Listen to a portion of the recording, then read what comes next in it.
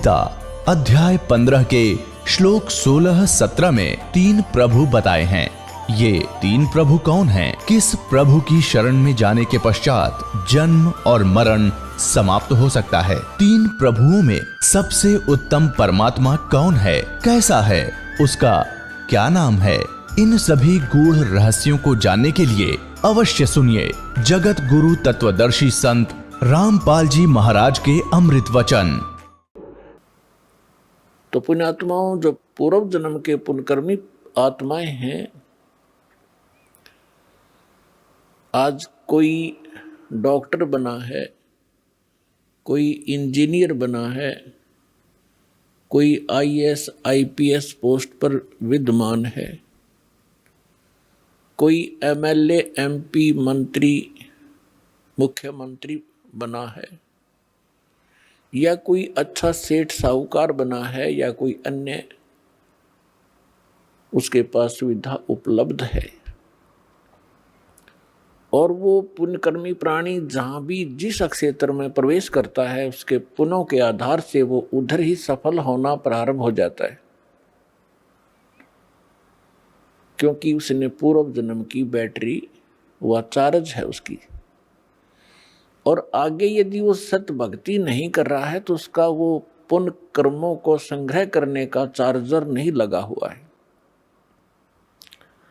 और गलती से वो कोई साधना कर रहा है या कोई संत गुरु बना रखा है, उसके बताए अनुसार जो साधना कर रहा है, तो वो चार्जर ठीक नहीं, उसमें लाइट है नहीं।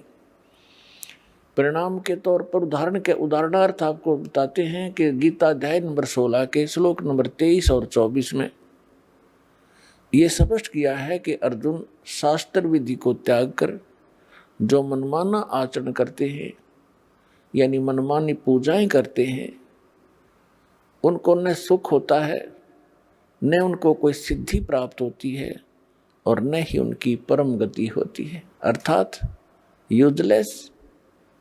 तो उनके साथ वो सतिथि बनी हुई होती है जो कोई नकली इन झूठे गुरुओं से भी संबंधित है।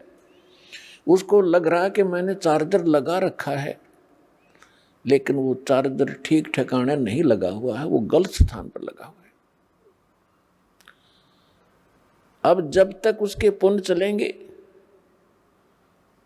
और उसको सभी सुविधाएं उपलब्ध रहेंगी, और ये सोच रहा होगा वो व्यक्ति जो धार्मिक प्रवृत्ति का है कि मैं जो पूजाएं कर रहा हूं, जो साधना कर रहा हूं, या तो कोई गुरु बनाकर किसी संत पंथ में जाकर, या वैसे अपना कोई देवी देवता मना के जो भी वो आध्यात्मिक क्रियाएं करता है, वो ये सोच रहा होता है कि मुझे इन्हीं क्रियाओं से ये लाभ मिल रहा है।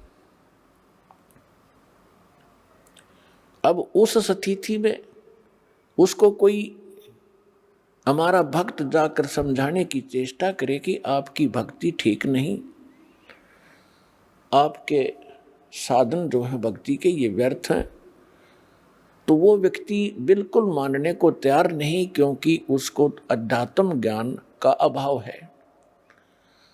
और वो ये कहेगा कि मुझे सब सुविधाएं उपलब्ध हैं, अच्छी पोस्ट है, बच्चे भी अच्छे पढ़ रहे हैं, उनको अच्छी पोस्ट प्राप्त हो गई है, मेरे को सब सुख है, ये मेरे गुरुदेव की कृपा है, मेरे इष्ट देव की कृपा है।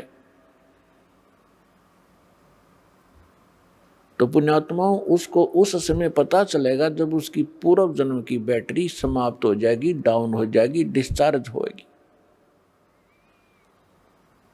उस समय देर बहुत हो चुकी होगी,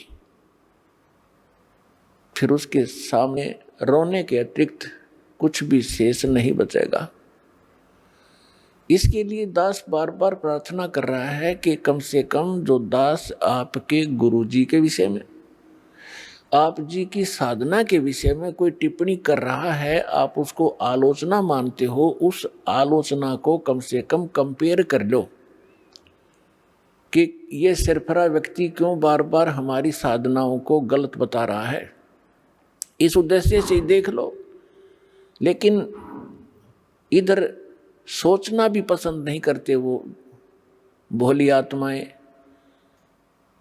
और अब दास देख रहा है, जिनको आज से 10 वर्ष पहले हमने कहा था कि तुम्हारी साधनाएं गलत हैं, उन्होंने बात करना भी पसंद नहीं किया था, आज वही रोते हुए आ रहे हैं कि काश हम उस समय आपकी बात को स्वीकार कर लेते, इतना विनाश ना होता। परमात्मा ये कहते हैं, कोई बात नहीं, पीछे गई सो जान दे, ले रहती को राख, नहीं तो ये रही रही भी जावेगी उस गई गई के साथ।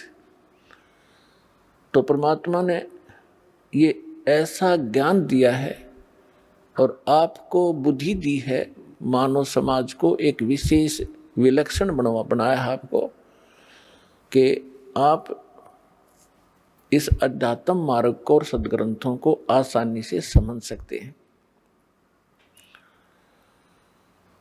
तो पुण्यात्माओं, जब तक इस प्राणी के पुण्य चलते हैं तब तक तो इसको सब सुविधाएं होती हैं और ये सोचता है कि मैं जो साधनाएं कर रहा हूँ इन्हीं से मैं सब सुख उपलब्ध कर रहा हूँ। लेकिन अब इस तत्व ज्ञान के पैमाने से इसकी रोशनी में आप देखोगे, फिर आपको पता चलेगा कि जिन गुरुओं को आप गुरु मानते थे और सतगुरु मानते थे, वो बिल्कुल नालायक आदमी थे, उनको कख भी पता नहीं। एक टीचर अपने सिलेबस से परिचित नहीं है, उसको टीचर कहा जा रहा है, क्योंकि विद्यार्थी को अगर ये इतना ज्ञान हो कि वो टीचर को ही पहचान ले, तो वो तो विद्यार्थी रहा ही नहीं। तो टीचर की कोई त्रुटि को टीचर ही बता सकता है। ये दास भी स्पिरिचुअल टीचर है, और जिन गुरुओं से आप संबंधित हैं उनको भी आप स्पिरिचुअल टीचर ही बताते हो, आध्यात्मिक गुरु कहते हो। और दास कहता है कि ये सब झूठे और नकली ज्ञान को प्रचार कर रहे हैं, इनको कोई ज्ञान नहीं अध्यात्म मार्ग का। दास ने कोई शौक नहीं, कोई लालच और लोभ नहीं, या किसी स्वार्थवशी में उनको उनके ज्ञान को और उनकी साधना को गलत बता रहा हूँ, एक परमार्थी कर्म कर रहा हूँ। जैसे किसी टीचर ने 2 दूना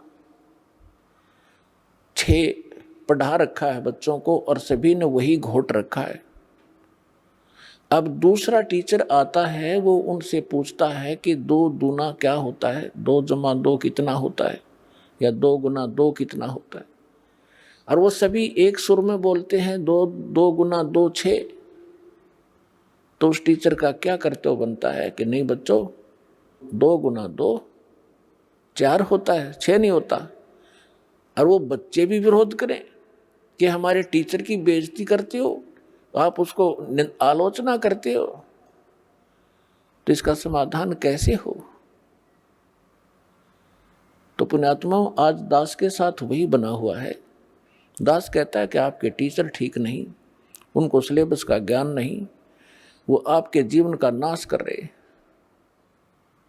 और उन गुरुओं से भी दास बार बार प्रार्थना कर रहा है कि कम से कम जो दास आपके विषय में बोल रहा है उसका कम से कम आप उसका कुछ प्रतिक्रिया तो करो कि मैं क्यों गलत बता रहा हूँ, या मैं गलत बता रहा हूँ तो आप बताओ कि आप ये गलत बोल रहा है, ऐसा नहीं है।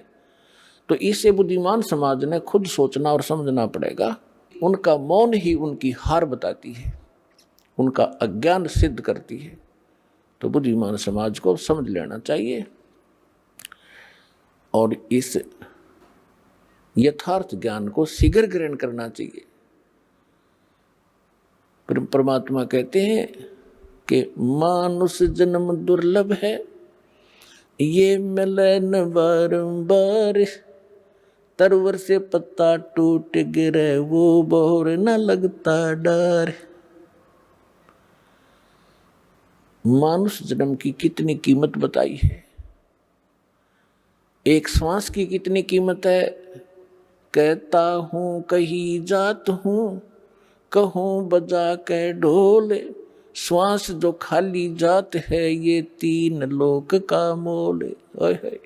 तो पुण्यात्माओं, परमात्मा ने आके बताया हमारे को कि पीछे लाग गया जाऊं था मैं लोक वेद के साथ, रस्ते में सतगुरु मिले है दीपक दे दिया हाथ। जैसे पहले ये दास शिक्षा ग्रहण करता था, ठीक है, शिक्षा ग्रहण पूरी हुई, जूनियर इंजीनियर का डिप्लोमा किया, सफल हुआ, सर्विस प्राप्त होगी, फिर विवाह हुआ, संतान पुत्र पुत्री हुई। और दास पुजारी किसका था? बजरंगबली का। और भगवान कृष्ण, भगवान शंकर, भगवान विष्णु एज ए इष्ट थे। तो ये दास ये सोचा करता था कि मेरे इन भगवानों ने मुझे ये सब सुख दिए हैं। अब परमात्मा के तत्व ज्ञान रूपी इस रोशनी से, टॉर्च से, इस प्रकाश से दिखाई दिया कि ये जिन भगवानों को मैं ये सोच रहा था कि इन्होंने ये सुख दिए, ये इनके सतर का काम नहीं था, ये हमारे पूर्व जन्म की बैटरी ही चल रही थी, वो संस्कार फल रहे थे। हम लोक वेद के आधार से साधनाएं कर रहे थे। दंत कथा, लोक वेद माने दंत कथा, सुनी सुनाई हियर से स्टोरीज पर हम आधारित थे। वो शास्त्र अनुकूल ज्ञान भी नहीं था और न ही वो साधना थी। इसके विषय में परमात्मा अपने ऊपर ही हमें उदाहरण देकर सुनाते हैं। पीछे लग गया जाऊं था मैं लोक वेद के साथ, रस्ते में सतगुरु मिले दीपक दे दिया हाथ। अब इस दास को सतगुरु मिले, उस समय ये टॉर्च मिली। भटक रहे थे गड्ढों में, अंधेरे में, जिसने जैसा कोई बता दिया इधर चले जाओ, उधर चल पड़े। आगे किसी ने कहा इधर जाओ, ये ठीक नहीं है, उधर चल पड़े। अब हमारे पास मैप भी है और टॉर्च भी है। अब हमारे पास शास्त्र भी हैं, शास्त्र हमारे मैप हैं, हमने जिस मंजिल की ओर जाना है उस पर सब मार्क्ड है। और अब हम उसको देखकर तत्व ज्ञान रूपी इस रोशनी से हम कुमार्ग पर नहीं जाएंगे, सुमार्ग पर ही चलते रहेंगे। तो क्या बताते हैं? मात पिता मिल जाएंगे 184 मोह, सतगुरु सेवा और ये बंदगी फिर मिलन की नाम। परमात्मा कहते हैं आप जहाँ भी जन्मोगे आपको माता पिता वहीं मिल जाएंगे। पशु योनि में जाओगे वहाँ भी माता पिता मिलेंगे। पक्षी की योनि में आप जन्म लोगे, उस शरीर में भी आपको माता पिता मिलेंगे। मानव शरीर प्राप्त करोगे वहाँ भी माता पिता मिल जाएंगे। लेकिन सतगुरु सेवा, सतगुरु सेवा मीन सतगुरु के अनुसार बताई हुई पूजा। सेवा माने पूजा। और फिर वो भक्ति जो गुरु बतावे, सतगुरु बतावे, कहते फेर मिलन की ना।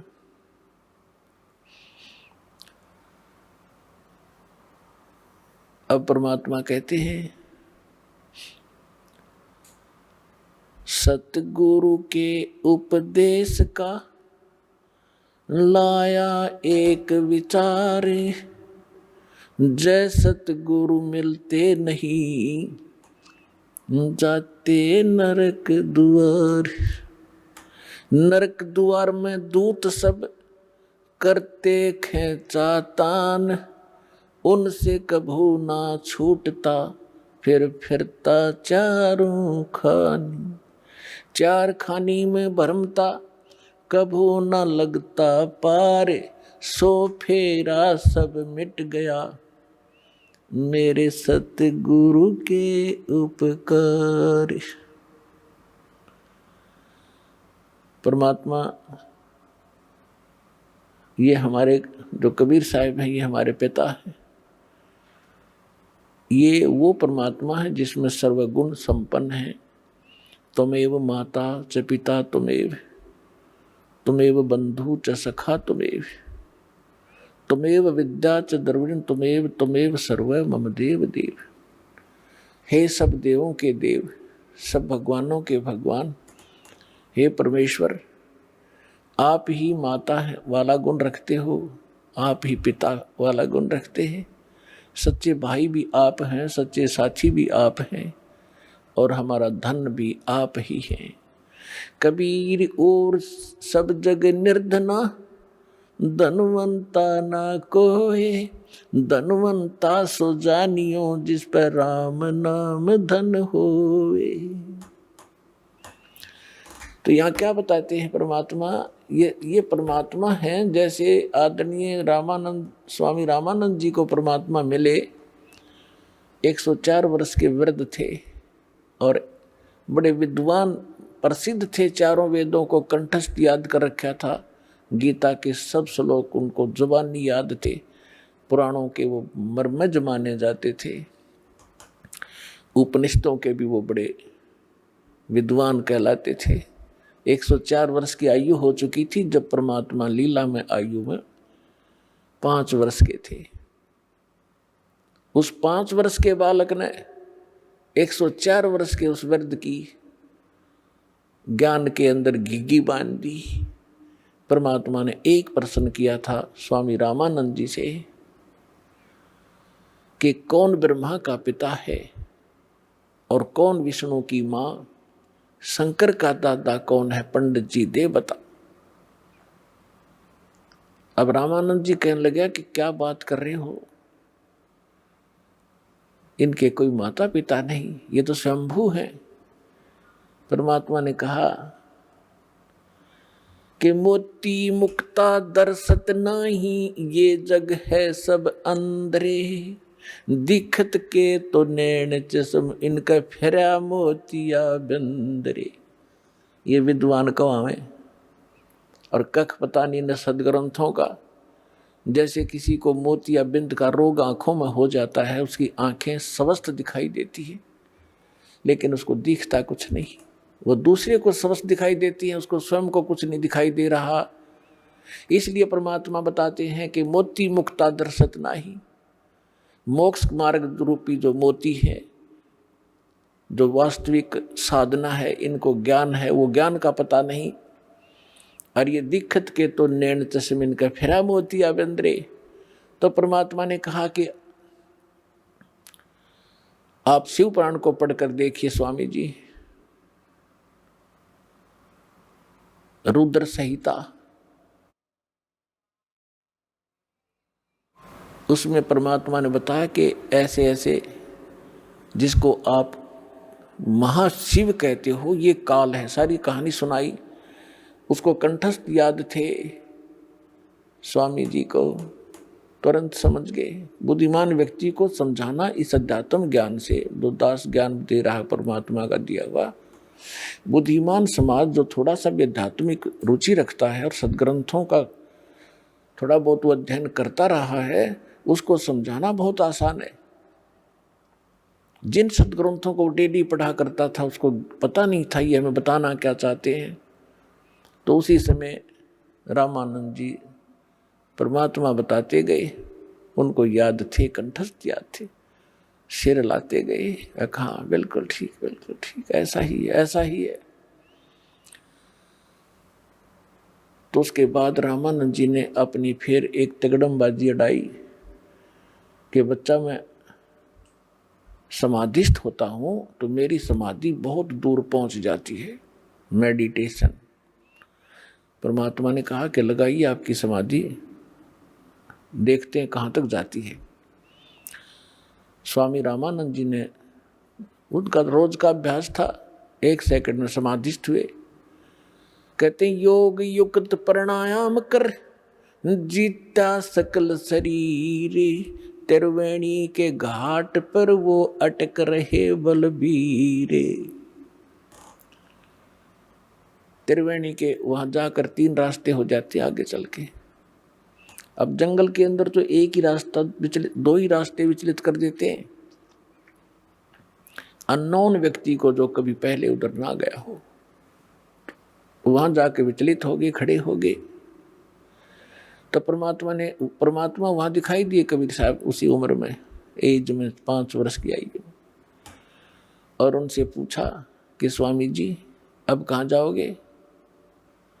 ये उन्होंने बताया कि तीनों रास्ते बंद हैं और ये रास्ते आपके लिए उस समय खुलेगा जिस लोक की, जिस इष्ट की आपने साधना कर रखी है, उस समय आपका ये रास्ता खुलेगा, लेफ्ट वाला। और ये एक सुरंग है, सीधा रास्ता है, गैलरी है। सबसे पहले उस गैलरी में सेक्रेटरीएट समझोइए, और वहाँ सबसे पहले धर्मराज का दरबार आएगा। वहाँ आपका अकाउंट लिया जाएगा और जिस भी इष्ट की आपने पूजा की है उसी लोक को आपको भेज दिया जाएगा। और जो राइट का रास्ता है ये अलग से एक स्थान है, 88,000 खेड़े बताए हैं, 88,000 द्वीप हैं ये। इनमें वो हंस भेजे जाते हैं जो ब्रह्म के साधक होते हैं और उनको अलग से राज्य दिया जाता है वहाँ का। और जो सामने वाला रास्ता ये ब्रह्मरंध्र है, ये सामने वाला रास्ता ये ब्रह्मरंध्र है। ये तुम्हारे किसी मंत्र से नहीं खुल सकता, ना ओम मंत्र से, ना ओम नमः शिवाय से, और ना ही तुम्हारे अन्य किसी जाप से। ये खुलेगा मेरे सतनाम से, इस 2 अक्षर के नाम से, जो मेरे पास वो मंत्र है। रामानंद जी से कहा परमात्मा ने कि आप कोशिश करो अपने सब मंत्र जंतर जो आपने आज तक साधना की है। आपने तो 16 वर्ष की आयु में भक्ति स्टार्ट की थी, 104 वर्ष के हो गए, जो करना था कर लिया। अब प्रयोग करके देख लो आपकी वो साधना कितनी सफल है, सक्षम है। अब रामानंद जी ने सारे जंतर मंत्र कर लिए, वो गेट ना खुला। तो परमात्मा ने कहा मैं खोलूं। श्वास सिमरण किया मालिक ने। वो तो परमात्मा थे लेकिन हमारे लिए संदेश छोड़ गए कि आपको जो मंत्र दिया सतनाम का ये एक अनमोल और बहुत पावरफुल है। परमात्मा ने सिमरण किया, सामने का वो बजर कपाट खुल गए। तब रामानंद जी को परमात्मा उसके अंदर से आगे लेकर गए। जिस ब्रह्म को आप निराकार बताते थे ये सामने बैठा, परमात्मा ने दिखा कि वो बैठा, देखो ये है वो तेरा महाशिव। इसको महाविष्णु भी कहते हो, माँ ब्रह्मा भी कहते हो। ये ब्रह्मा विष्णु महेश का पिता है। और ये काल है 1,00,000 मानव शरीरधारी प्राणियों को नित खाता है। तुम्हारे को मूर्ख बना के यहाँ फंसा रखा है इसने स्वार्थवश। आपसे संतानों उत्पत्ति करवाता और खाता ये है जैसे कसाई बकरे पालता है, उनकी कितनी केयर टेक करता है, कितनी संभाल करता है। नर और मादा उनको छोड़ देता है इकट्ठे करके, वो समय आने पर संतानों उत्पत्ति करते हैं और खाता कसाई है या उसको अपने स्वार्थवश बेचता है। यही स्थिति तुम्हारे इस ब्रह्म की है, परमात्मा ने बताया। अब रामानंद जी सब देख रहे हैं, सुन रहे हैं। फिर परमेश्वर उनको 11वें द्वार से पार किया जिसमें अक्षर पुरुष का लोक प्रारंभ होता है। अक्षर पुरुष के सत्संग ब्रह्मांडों को पार करके परमात्मा पहुंचे 12वें द्वार पर जहां भंवर गुफा है, और उसको पार करके सतलोक में प्रवेश किया। वहां जाकर क्या देखा रामानंद जी ने कि परमात्मा सत्यपुरुष सिंहासन पर विराजमान है, तख्त के ऊपर। सिर पे चौर, सिर पे छत्र है, एक मुकुट है सफेद, और एक बहुत बड़े मंदिर नुमा गुम्बज के अंदर उसके सेंटर में परमात्मा विराजमान है। उनके एक रोमकूप में करोड़ सूर्य मिला दे करोड़ चंद्रमा, ऐसी रोशनी उनकी छवि परमात्मा की है। पूरी बॉडी की कितनी होगी आइडिया लगा सकते हैं। कबीर साहब 5 वर्ष के बालक के रूप में चंवर उठाया जो वहाँ रखा था, और जो सिंहासन पर बैठे थे परमात्मा उस पर चौर करने लगे, जैसे एक सेवक यहाँ गुरुजी पर करते हैं, ऐसे कर रहा था। अब रामानंद जी सोचने लगे कि कबीर तो यहाँ का कोई गण है, देव है, और सचमुच ये अमर पुरुष तो ये बैठे हैं तख्त पर, सिंहासन पर। इतने में क्या हुआ, अमर पुरुष दिखाई दे रहे थे, वो खड़े हुए और 5 वर्ष के बालक को करबद्ध होकर संकेत किया कि बैठो भगवान, ग्रहण करो अपना सिंहासन। जब कबीर साहब उस सिंहासन के ऊपर उछल कर बैठे और चमर वो परमात्मा करने लगे, उस बालक जो अनंत कोट ब्रह्मांड के सिंहासन पर बच्चे रूप में परमात्मा विराजमान हुए, कबीर जी। अब वो वयोवृद्ध स्वामी रामानंद जी कंफ्यूज हो गया कि भगवान कौन सा फिर इनमें। इतने मोते जो में शरीर जो परमात्मा मान रहे थे रामानंद जी, वो 5 वर्ष के बालक में समा गए। अकेले कबीर परमात्मा 5 वर्ष के बालक अनंत कोट ब्रह्मांड के कंट्रोलर के सिंहासन पर विराजमान थे।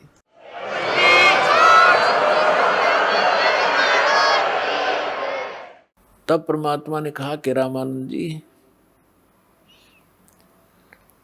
हम ही अलख अला हैं, कुतुब गोस और पीरे, गरीबदास खालक धनी, हमरा नाम कबीरे। ए स्वामी सृष्टा में सृष्टि हमारे तीरे, दास गरीब अधर बसू हूँ अवगत सत कबीर। जब परमात्मा ने पहले ये बात वार्ता की थी रामानंद जी से, तो उस समय फिर दोहराई। रामानंद जी गद हो गए कि मुझे तो सहज में भगवान मिल गए, और 104 वर्ष का हो गया, मैंने डड़े ढोए अभी तक। तो परमात्मा ने कहा कि जाओ स्वामी जी वापस जाइए। इतना ही कहा था कि बड़े वेग से स्वामी जी की आत्मा बॉडी में आ गई, और एकदम ऐसे देखा सामने, तो सामने वही सूरत, वही मूर्त, 5 वर्ष का बालक सामने बैठा, चरणों में गिर गया। 104 वर्ष का विद्वान पाक रहा था, बिना ज्ञान के न्यू डले डोआ प्राणी। अब दुनिया में महिमा थी, 1400 ऋषि शेष बना रखे थे जो उसके ज्ञान का प्रचार किया करते थे। अपन आत्मा ब्राह्मण वही होता है, कहते ब्राह्मण सोए जो ब्रह्म पछाणे। और परमात्मा के चाहने वाली आत्माएं समाज नहीं देखा करती। जो समाज की तरफ देख कर चलेगा वो भक्ति नहीं कर सकता और ना उपलब्धि हो सकती। एक तरफ तो पूरी प्रभुता, स्वामी पना उसका, 1400 ऋषि उसके चरणों में दंडोत प्रणाम करें और जनता उनका ज्ञान सुने, और एक तरफ भगवान खड़े। भगवान किस रूप में? जुलाही रूप में, धानक शूद्र रूप में, और वो उस समय की स्वर्ण जाति ब्राह्मण वर्ण में, और ब्राह्मण लोग तो कपड़ा भी नहीं लगने देते थे शूद्रों का। तो इसको विद्वान कहते हैं वक्त पड़े सौदा करे और कोठे डारे ज्ञान, भाड़ में जाए से नकली ज्ञान ने। और ऐसी महिमा को भगवान जिसके लिए भटक रहे हैं वो सामने खड़ा, तो ना उसने समाज देखा ना अपनी महिमा देखी, और चरणों में गिर गया 104 वर्ष के बालक। और फिर क्या कहा? तुम साहेब तुम संत हो, तुम सतगुरु तुम हंस, गरीब दास तेरे रूप बिना और न दूजा अंश। दोहू ठोड़ है एक तू भया एक से दो, गरीब दास हम कारणे तुम आए हो मगजो। बोलत रामानंद जी सुनो कबीर करतार, गरीब दास सब रूप के तुम ही सर्जनहार। अब गरीबदास जी का नाम इसमें इस प्रकार आता है जैसे तुलसीदास जी ने रामायण दोबारा लिखी यथार्थ, तो तुलसीदास जी का ऐसे नाम आता है। ऐसे गरीबदास महाराज ने परमात्मा से परिचित होने के बाद सचखंड सतलोक को आंखों से देखने के उपरांत परमेश्वर की वो महिमा पूरब की और वर्तमान की वो सभी बोली लिखवाई, इसलिए उनका नाम इसके साथ चलता है। तो दास ये कहना चाह रहा था कि परमात्मा एक अच्छे, रामानंद जी कहते तुम साहेब तुम संत हो, तुम सतगुरु तुम हंस। तुम साहेब परमात्मा तो आप हो ही हो, अब तो स्पष्ट हो गया, और तुम सतगुरु भी आप ही हो, सच्चा ज्ञान आपके पास है। सतगुरु अपना तुम सतगुरु की जो परिभाषा होती है उससे हम अपरिचित थे। हम किसी ऐसे अरे खैरे का सतगुरु लगा लेते थे। ये सतगुरु, और जिनको ज्ञान कख भी नहीं, सतगुरु वैसे ही होते हैं। तो यहाँ रामानंद जी कहते हैं आप हो सतगुरु, जगत गुरु। जगत गुरु का अर्थ ये होता है कि पूरे विश्व को यथार्थ ज्ञान देने वाला, सक्षम, देने में सक्षम हो, उसको जगत गुरु कहते हैं। तो यहाँ रामानंद जी कहते तुम साहेब, तुम परमात्मा हो, तुम सतगुरु, और तुम साहेब, तुम संत। आप संत भी आप ही हो, और एक हंस के अंदर जो भक्त में जो गुण होते हैं, होने चाहिए मालिक, वो भी आप ही में है। अपने आप को परमात्मा दास कहा करते थे, कबीर दास, कबीर दास, और अधीन रहा करते थे। कोई बुरा कहता था, भला कहता था, कभी किसी से अक्षुब्ध नहीं होते थे। तो कहने का भाव है दास का कि परमात्मा अपने आप पर ही सभी वाणी बोलकर हम भोली आत्माओं को समझाना चाहते थे। तो क्या बता रहे हैं? सतगुरु के उपदेश का लाया एक विचार, जय सतगुरु मिलते नहीं तो जाते नरक द्वार। ओए होए, अपना आत्माओं भविष्य के दुखों का हमें ज्ञान नहीं, क्योंकि हम अध्यात्म ज्ञानहीन हो गए। और जिन वो को हम सतगुरु गुरु मानकर जिनका शरण लिए हुए थे, उनको आप कुछ पता नहीं, वो अपने जैसे आप जैसे ही बस नॉलेज रखते थे। तो यहाँ क्या बता रहे हैं कि भविष्य में कितने कष्ट होते इस प्राणी पर।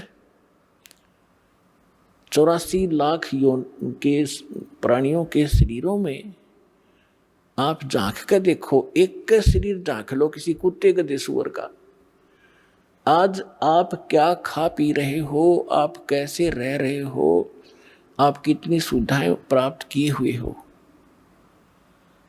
और यदि सत भक्ति नहीं की, सतगुरु मिले नहीं, तो सतगुरु मिले बिना भक्ति नहीं हो सकती।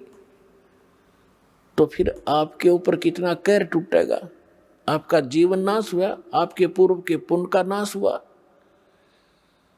और आगे आपके साथ के बनेगी। अब परमात्मा ने आके हमें बताया है।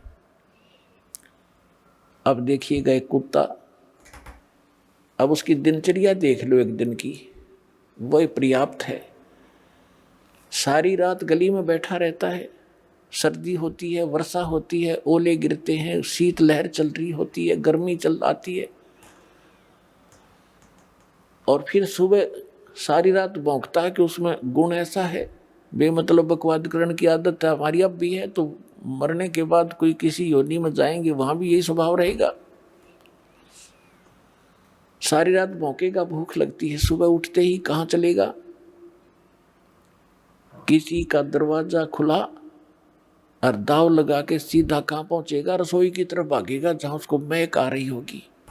अब उसको रसोई में कौन घुसने देगा? अफलातून को। जब तो भगत मनुष्य जीवन खो दिया बकवाद करके, घुटी सूटी ला के, सुनी नहीं किसी संत भगत की, तो फिर वहां से उसको भगाया जाता है। नहीं भागता तो उसका लठ मारेंगे।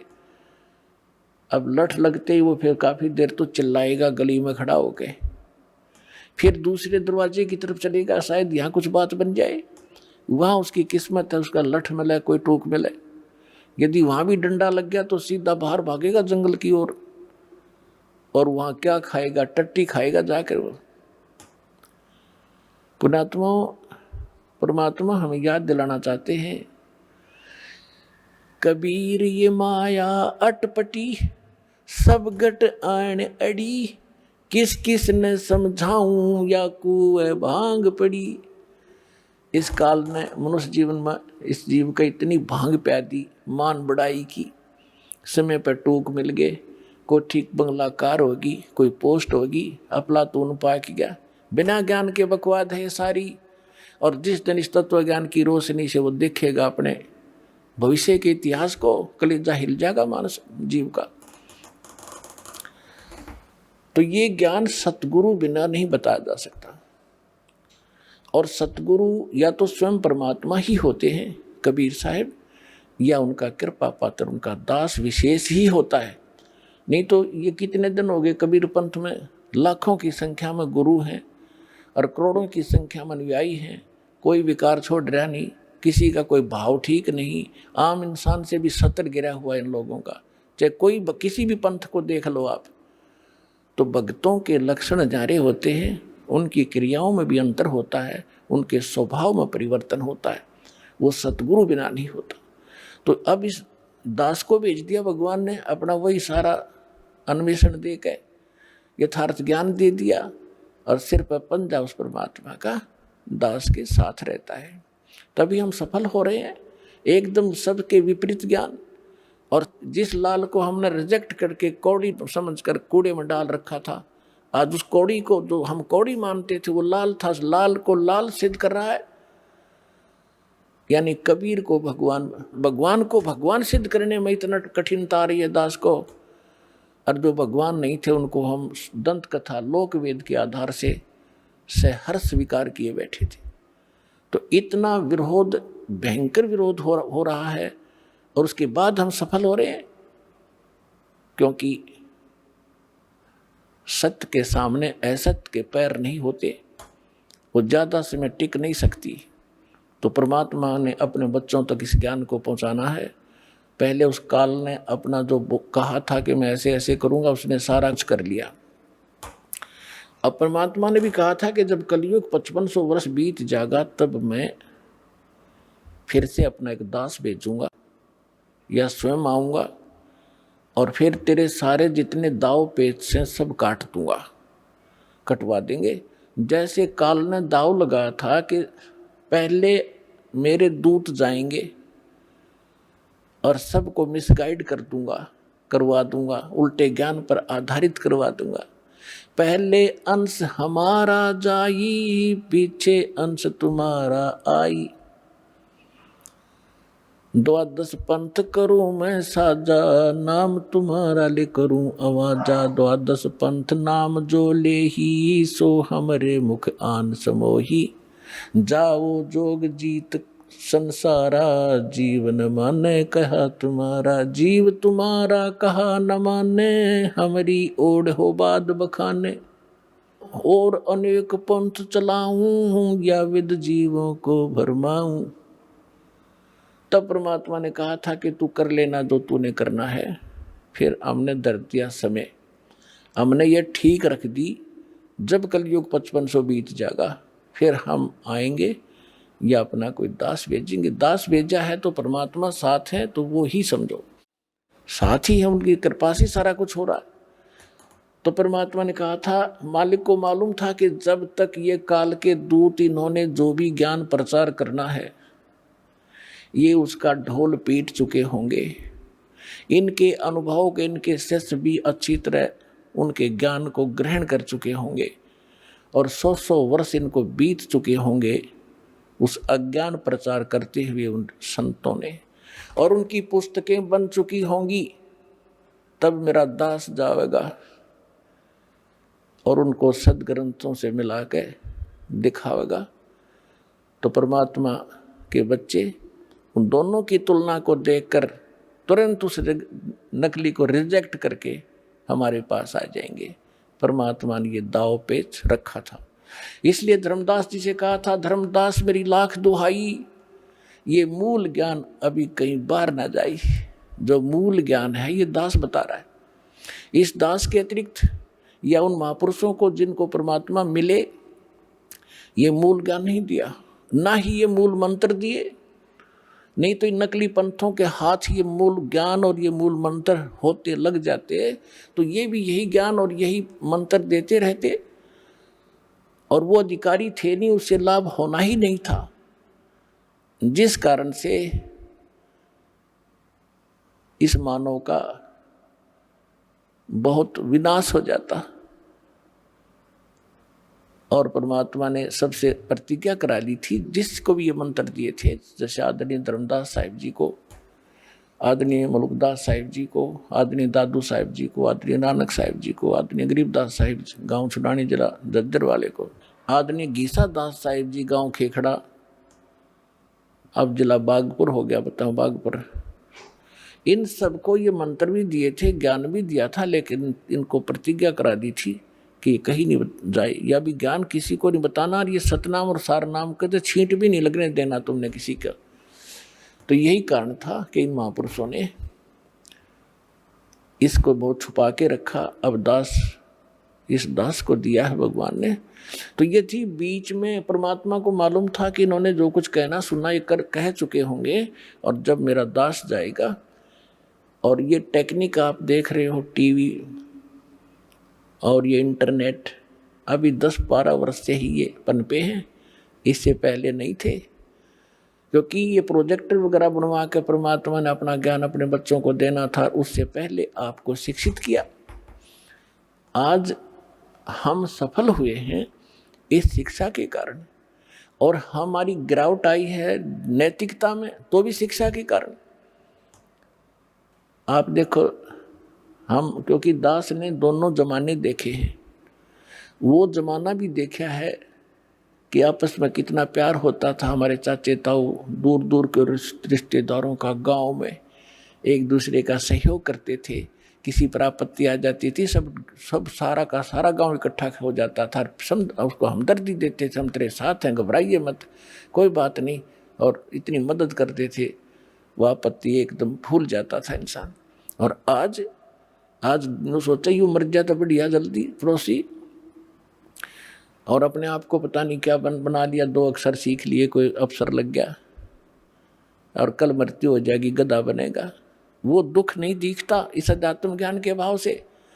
तो इस अध्यात्म ज्ञान से हमारी वो मोतिया बिंद समाप्त होगा, जिसके कारण हम बकवाद कर रहे हैं, और एक जीव अपने आप को यहाँ पता नहीं क्या मान बैठा है।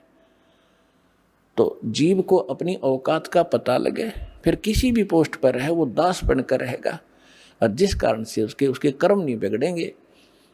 आज आप देख रहे हो, किसी ऑफिस में जाइए, किसी भी ऑफिस में जाइए, कोई ABC कोई कमी नहीं रही किसी कितना भी। और हमने दास ने उसको भी देखा है, नौकरी करके भी देखा है, वहाँ के लोगों का व्यवहार विचार भी देखा है। तो वहाँ की उसको देखकर हम गांव के व्यवहार से तो कि देखो यहाँ और वहाँ में कितना दिन रात का अंतर है। उन लोगों की कैसी वृत्ति है, कैसा व्यवहार है, एक पैसा कमाना अहम है, ना इज्जत करते हैं किसी बड़े छोटे की, बस वो ऐसी बिजली गिर गई। तो कहने का भाव ये है, पुण्यात्मा, जब ज्ञान होगा और भक्त बनोगे, आत्मा में डर होगा परमात्मा का, और सामने वाला भी परमात्मा का बच्चा है। और जैसे किसी अफसर के बच्चे को एक नौकर गलत बोल सकता है, उसको गलत व्यवहार कर सकता है, उसको जिसने भांग शराब पी रखी हो वो कर सकता है, लेकिन फिर उसको सजा भी भोगनी पड़ेगी। तो इस प्रकार हमने अकाल की भांग पी रखी है, और हम अपने ही भाई अब इस परमात्मा के बच्चों को सताते हैं छोटे बड़े होकर के। तो इससे आपको डर बनेगा, सच्चाई से परिचित होगे, और चींटी से लेकर हाथी तक और रंग से लेकर राजा तक ये जीव हैं सभी, ब्रह्मा विष्णु महेश तक भी जीव हैं। और कुछ पिछले पनों से थोड़ा सा कोई ऊपर उठा हुआ है, तो वो तो ऐसा है जैसे एक वर्षा के दिनों में चींटियां होती हैं पंखों वाली, और वो पंखों वाली चींटियां उड़ जाती हैं, शेष चींटियां वहीं बैठी होती हैं, वो सोचती हैं तो भगवान बन गई, और पता नहीं कहाँ देवताओं तो मिलकाती होगी।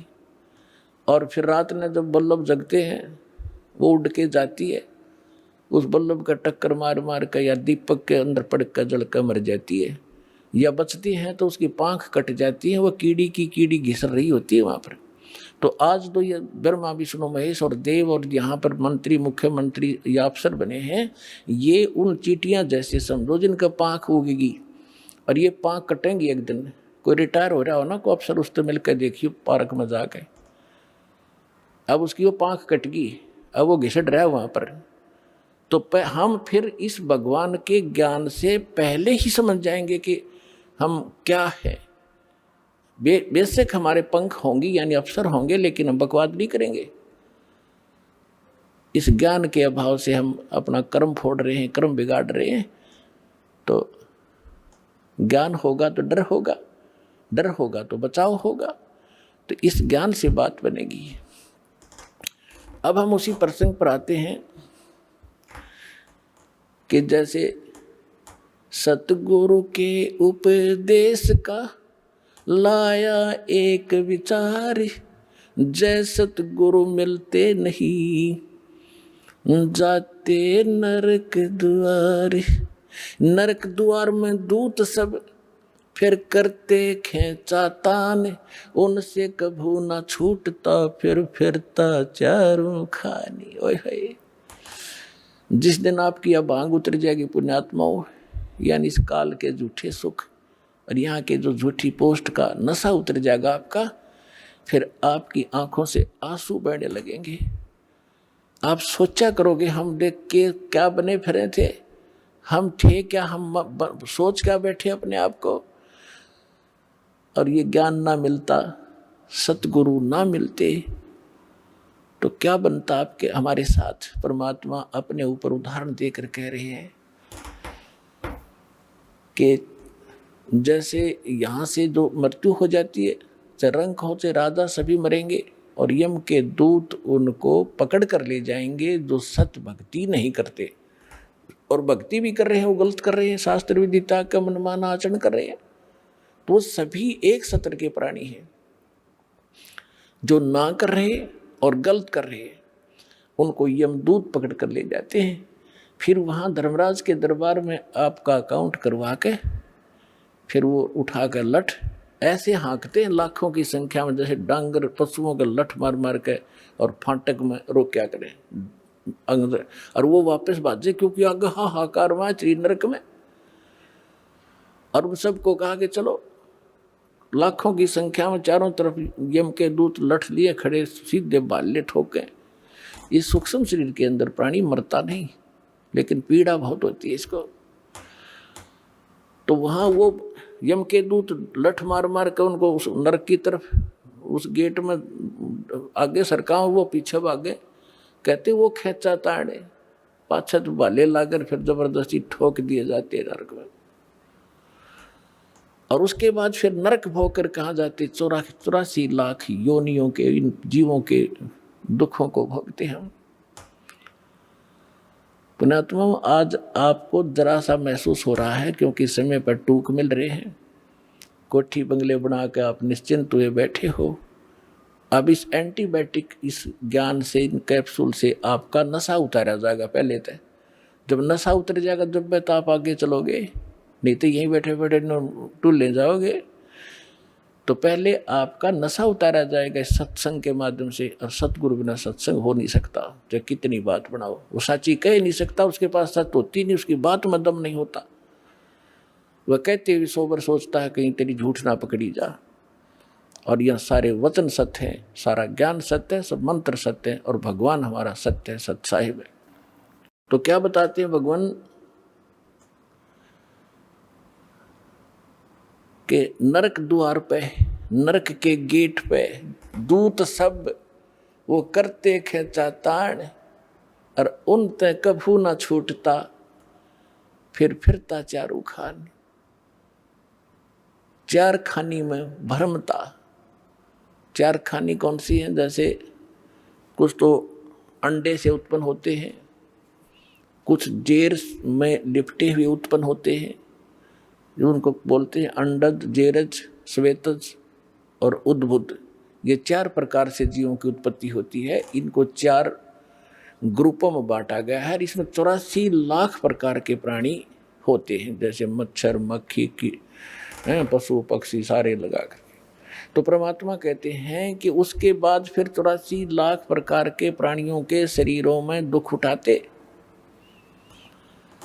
4 खानी में भरमता और कभू न लगता पार, सो फेरा सब मिट गया मेरे सतगुरु के उपकार। ओए होए, अब क्या बता रहे हैं परमात्मा कि इतना आपको बाईपास निकाल दिया सतगुरु ने। और फिर क्या बताते हैं, 7 समुद्र की मसीह करूं, लेखनी करूं बन राय, धरती का कागज करूं, गुरु गुण लिख्यो न जाए। आइए अब हम उन श्रद्धालुओं के अनुभव जानते हैं जो जगत गुरु तत्वदर्शी संत रामपाल जी महाराज जी से दीक्षा प्राप्त कर चुके हैं तथा उनके द्वारा बताए गए भक्ति मार्ग पर चल रहे हैं। नमस्कार सर। नमस्कार सर। सर क्या नाम है आपका? दिनेश गोयल है सर। दिनेश जी, आप कहाँ से आए हैं? इंदौर मध्य प्रदेश। संत रामपाल जी महाराज जी से आपने नाम दीक्षा कब ली? संत रामपाल जी महाराज गुरुदेव से 2014 में 8 में। संत रामपाल जी महाराज जी से नाम दीक्षा लेने से पहले आप क्या भक्ति साधना करते थे? मैं भगत जी 10 साल की उम्र में बॉम्बे जाता था। तो बॉम्बे में क्या है, हीरो जितने भी बॉम्बे के सबको मैं गणेश जी की सेवा बहुत करते थे वो। तो वो गणेश जी की सेवा करते थे तो मेरे मन में यही है कि अज्ञासा उठी कि ये गणेश जी से बड़ा कोई है ही नहीं पूरे संसार में। और मेरे मन में यही थी उमंग कि मैं सबसे बड़ा जो देवता है उसी की सेवा करूँगा, उसके अलावा किसी की नहीं करूँगा। ऐसा मन में हुआ और मैं बॉम्बे जब गाड़ी पे जाता था, एक ट्रक था 13 नंबर मऊ से जाती थी, तो मेरा विचार यही था कि मैं ड्राइवरी करूँ और कंडक्टरी करूँ और यही बाकी इसी में जीवन काटूँ। तो उसके बाद में मैंने देखा कि गणेश जी से बड़ा कोई है ही नहीं। फिर मैं अनाज मंडी में काम था मेरा कंट्रोल का, शक्कर चावल गेहूँ का। तो वहाँ पे फिर मैंने गणेश जी को 8-9 साल बिठाए, भंडारा करता, यज्ञ करवाता, ओंकारेश्वर लेके जाता, 25-30 हज़ार रुपये जो खर्च होता वो भी करता मैं सब। उनकी सेवा खूब करी, पर उनकी सेवा तो करी, पर सेवा करने के बाद में क्या हुआ भगत जी, सेवा करने के बाद में ये हुआ भगत जी कि वो नशे नहीं छूटते। फिर क्या है कि पत्नी के मन में ख्याल आया कि अपने को बोले नाम लेना। तो वो 2-3 महीने से मेरे पीछे पड़ी हुई थी कि बोले अपने को नाम लेना है। इंदौर शहर में हमारे रिश्तेदार भी है, कम से कम 40-50 गांव हैं। फिर हम 25-30 जने बड़वाला आश्रम संत रामपाल जी महाराज के आश्रम में पहुँचे। और वहाँ पहुँचे भगत जी तो फिर वहाँ मेरे को सब अच्छा लगा, वहाँ घूमा फिरा सब कुछ। ऐसे तो पूरा हिंदुस्तान मैंने छान मारा था और पूरा घूम रखा है कि कहाँ पे क्या है कहाँ पे क्या नहीं। पर मैंने संत रामपाल जी महाराज के आश्रम में गया तो मेरे को ऐसा लगा कि मैं आज जीवन में पहली बार मेरे को इतना अच्छा लगा कि ऐसा कहीं पे भी नहीं मिला। जो 35-36 साल की उम्र में मेरे को इतना सब कुछ अच्छा लगा। सर, संत रामपाल जी महाराज जी से नाम दीक्षा लेने के बाद जी आपको क्या लाभ प्राप्त हुए? फिर संत रामपाल जी महाराज से मैंने नाम लिया और पहली बार गया था और दूसरी बार फिर गया तारीख पे गया, सत्संग में गया। भगतमती ने बोला आप ये प्रॉपर्टी का काम छोड़ दो, आपसे नहीं होगा। मेरे मन में उमंग थी कि मैं नहीं छोड़ूंगा। मैं गुरुजी का असली गुरुजी के मंत्र ले रखे हैं, असली गुरुजी हैं मेरे करने, तो मेरे को नहीं छोड़ना। फिर मालिक ने ऐसी रजा करी जो 3-4 काम इकट्ठे हो गए। 3-4 काम में मेरे को 2-3 लाख रुपए इकट्ठे नगद मिल गया भगत जी। नगद मिल गया तो एक डिलक्स गाड़ी भी नगद में लिया। फिर घर का कारोबार भी सब सही साठ होने लग गया, चलने लग गया। मालिक की खूब रजा हुई, खूब महर हुई। अब मेरी मम्मी को भी बवासीर की बीमारी थी सर। उसके बाद में मम्मी ने क्या है भोपाल में भी ऑपरेशन करवा लिया था। फिर 2-4 साल सही रही, फिर ज़्यादा हो गई। वो तो बोले अब मरने जैसी हो गई है मम्मी। फिर मम्मी मरने जैसी हो गई थी। फिर संत रामपाल जी महाराज के पास में मैं आश्रम में लेके आया मम्मी जी को, उनका नाम दिलवाया। वो नाम दिलवा के उनको फिर धीरे धीरे उनको महीने 15 दिन में तो वो ऐसे होगा बिल्कुल स्वस्थ हो गई मम्मी। वो बवासीर की बीमारी से बिल्कुल मुक्त हो गई। फिर वो गुरुजी का इतना सत्संग सुनती है और इतने प्यार से वो घर में रहती है। और बच्चे भी, मेरा एक लड़का है 16 साल का, उसने भी नाम ले रखा है। एक लड़की है 12 साल की, उसने भी नाम ले रखा। अभी पिताजी हमारे मरते बचे, उनने नाम नहीं लिया था। 1-1.5 लाख रुपया लगा भी दिया हमने। फिर उसके बाद में फिर भी हालत ख़राब थी उनकी, फिर भी वो ठीक नहीं हो चुके। फिर उनको संत रामपाल जी महाराज के कहने लाया, आश्रम में उनसे नाम दिलाया। फिर उनने नाम लिया। उनका एक तरफ की किडनी भी ख़राब थी और एक तरफ उनको क्या है कि पूरा फेफड़ा भी आधा ख़राब था। फिर उसके बाद में क्या है कि उनको डबल नमूनिया भी हो गया था। बहुत ज़्यादा हालत ख़राब हो गई थी। हम अस्पताल में पैसे भर के परेशान हो गए थे। फिर उनको नाम दिलाया तो भगत जी अब स्वस्थ हो गई, मम्मी भी हो गई, पापा भी हो गए। और फिर मैं सर क्या है कि नशे से परेशान था। नशा क्या है, एक दारू होना या फिर भंग होना या फिर तम्बाकू होना। तो तम्बाकू खा के सो जाता था मैं, या बादशाह, खजाना, बीमल, मानिक चंद, गुटखा, सभी नशे करता था मैं। हाँ, राउंडर था मैं बिल्कुल। फिर वो क्या हुआ, मालिक की ऐसी दया हुई, जो पत्नी मेरे पीछे पड़ गई 1-1.5 महीने से कि नहीं अपने को रामपाल जी महाराज के नाम लेना है, गुरु दीक्षा लेना है। वो सोच भी रही थी 2-3 महीने से, 4 महीने से, 6 महीने से कि अपने को किसी भी गुरु के नाम लेना है, और आप शराब पीते हो। मैं परेशान थी और हमारे 36 का आंकड़ा था, झगड़ा होता था हमारे में। मैं जिस दिन पी के आ जाता था उस दिन समझो हमारा दोनों का बहुत खतरनाक झगड़ा होता था। तो मैं संत रामपाल जी महाराज के आश्रम में गया और उनकी वजह से आज उनकी बदौलत है जो नशा भी छूट गया। और विशेष तो एक गुरुजी की रजा है कि सब नशा भी छूट गया। और उसके बाद में एक विशेष हाथ ये भी है कि धर्मपत्नी जो है उसने भी बहुत सहयोग करा, जब जाके आज मैं आश्रम में खड़ा हुआ हूँ। नशे पत्ते सब छूट गए और वापस पूरा परिवार जो बिखर गया था, सब अलग अलग नशे में थे, अलग अलग दुनिया में जी रहे थे, सब एक भी कर लिया मैंने वापस। आपके पति ने बताया कि वो बहुत ज़्यादा नशा करते थे और नशे से आप बहुत ज़्यादा परेशान थे, आए दिन आपके साथ झगड़े होते रहते थे। ये कैसे संभव हो चुका? वो है ना, मैं ऐसा लगता था मुझे, मैं सब भगवान की भक्ति करती थी हूँ, तो वो भगवान, मैं बोलती थी कि ऐसे भगवान किस काम के मेरा दुख नहीं हटा सकते। तो फिर वो मेरे देवर देरानी गए थे, तो वो मैंने एक बार उनके पास मालिक का पोठू देखा, तो मैंने बोला कि ये भगवान, मुझे ऐसा लग रहा था, मन में तमन हो रही थी कि मैं वहीं जाऊंगी, मैं भी तो देखा वहाँ से क्या फ़र्क पड़ता है कि नहीं पड़ता है। फिर वहाँ मैंने बोला, उनसे सब पूछा क्या क्या है, तो बोले सब नशा छुड़वाते। तो मैंने बोला मैं वहीं जाऊंगी। फिर वहाँ इनको रोज़ बोलती थी कि तुम नशा मत करना, वहाँ चलेंगे, वैसा करेंगे, ऐसा संत रामपाल जी महाराज के शरण में चलेंगे, उनके आश्रम में चलेंगे। तो वहाँ गए तो मुझे फिर भी ऐसा ही धमक लगी कि क्या मालूम ये लेंगे कि नहीं लेंगे, संत रामपाल जी महाराज के नाम में ले आई तो है यहाँ, लेकिन नहीं लगता मुझे कि ये लेंगे कि नहीं लेंगे। फिर मैं तो पीछे रह गए और भगत जी ने नाम ले लिए। तो वो मेरे दूसरे वो थे संग में, वो बोल रहे, भगत जी बोले कि आपके भगत जी ने नाम ले लिए। तो मैंने बोला ऐसे कैसे संभव हो गए? ये बोल रहे थे कि मैं घूमने फिरने के हिसाब से जा रहा हूँ, मेरी इच्छा होगी तो नाम लूँगा, नहीं तो मैं नहीं लूँगा। मैंने सोचा मैं ऐसे ही करके चले गए कि चलो ऐसे ही लगेंगे कि इच्छा इनकी घूमने फिरने की होंगी। तो फिर वहाँ से आए तो इनका नशा सब छूट गया। बहन जी, आपने बताया कि आप नशे से बहुत परेशान थे, आपके पति नशा करते थे। फिर संत रामपाल जी महाराज जी के शरण में आने के बाद आपके पति ने नशा छोड़ दिया।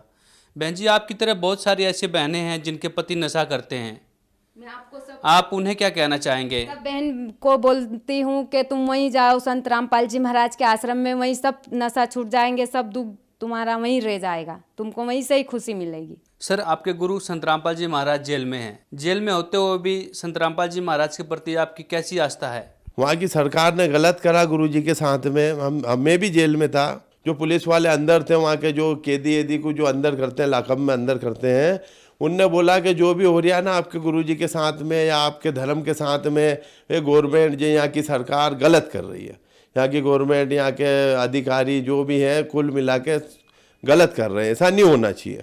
कोई भक्ति करना कोई पाप नहीं है, कोई गुनाह नहीं है। और जो भी असली संत और असली भगवान जो भी भक्ति दी है और असली गुरु है, असली भगवान है, उनको गवर्नमेंट क्या करती, जेल में डालती है या फिर गोली मारती है। और नकली जो रहते हैं ना, वो 4 चोर मिल के क्या है खड़े हो जाते हैं और एक दूसरे का साथ दे के बोले चल तू भी मौज कर, मैं भी मौज करूं। वो असली क्या रहता है कि असली मौज नहीं करता, असली क्या बोलता है कि सिस्टम खत्म करो और सही साठ सिस्टम में लाओ। तो क्या है, संत रामपाल जी महाराज तो ये है कि जो ये लूट मार की दुकानें लगा रखी है, मंदिर मस्जिद फालतू बना रखे हैं, ये सबका उनने बोला है कि ऐसी भक्ति नहीं होती है।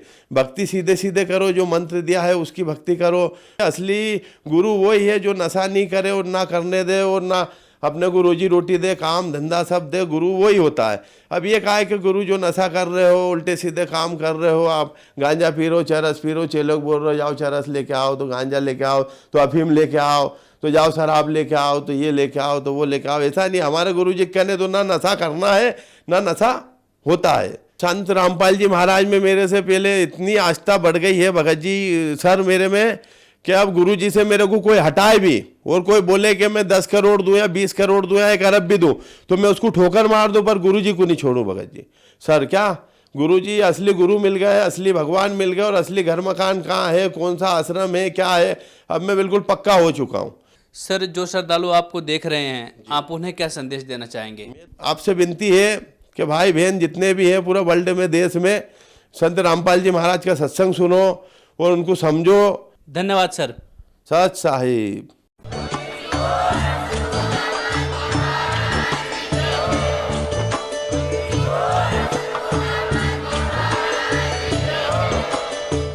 सुन रहे थे जगत गुरु तत्वदर्शी संत रामपाल जी महाराज जी के मंगल प्रवचन। अधिक जानकारी के लिए विजिट कीजिए हमारी वेबसाइट www.jagatgururampalji.org। संत रामपाल जी महाराज जी के शुभ आशीर्वाद से पूरे विश्व भर में 500 से भी ज्यादा नाम दीक्षा केंद्र हैं, जिन पर संत रामपाल जी महाराज जी द्वारा ऑनलाइन निशुल्क नाम दीक्षा दी जा रही है। अपने नजदीकी नाम दीक्षा केंद्र का पता करने के लिए संपर्क करें 8222880541।